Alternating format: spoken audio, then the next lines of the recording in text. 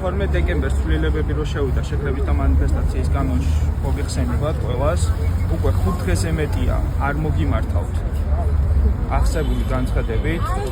თქვენი თანამოაზრის მიხეილ საგარეიშვილი მაგის განცხადებით მომართული წერილი არის სრულიად შეუსაბამო კანონით გათვალისწინებულ ნორმებით. აქედან გამომდინარე გავფრთხილებთ, თუ შეიძლება დამასრულებთ.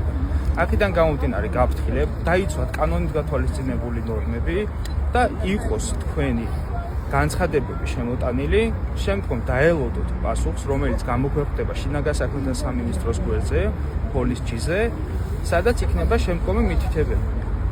იმ შემთხვევაში, თუ არ დაემორჩილებით აღნიშნულ კანონს და არ იმოქმედებთ შესაბამისად, იქნება თქვენი შეკრება მანიფესტაცია სამართალდარღვევად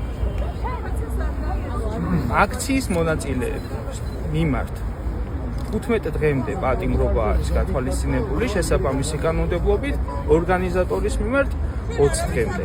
ასე რომ მოგიწოდებთ ყველა აქციის მონაწილეს დაიცვათ კანონით გათვალისწინებული ნორმები. არ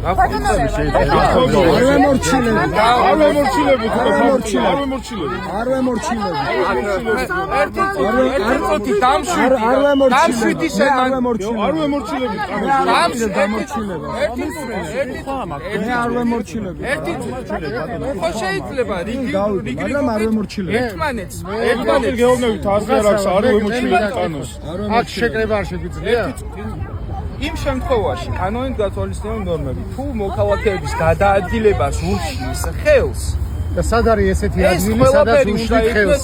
დიდი ბოდიში. ეს უნდა იქნას შეთანხმებული.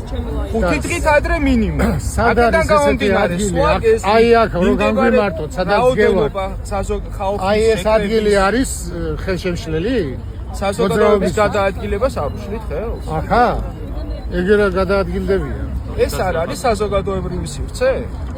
ყველგან საზოგადოებრივი სივრცეა, მაშინ ახლა სახლის არის გარეთ საზოგადოებრივი სივრცეა, რას ნიშნავს ყველა საზოგადოებრივი? დისკუსიაში არ ვაპირებ, გაგიმარტეთ, გაცნობეთ, კანონის სრული სიმკაცრით იქნება აღსრულებული მიღებული არ ვემორჩილებ. ეს არის უკანონო. არ ვაპირებ კანონებს და დავემორჩილებ.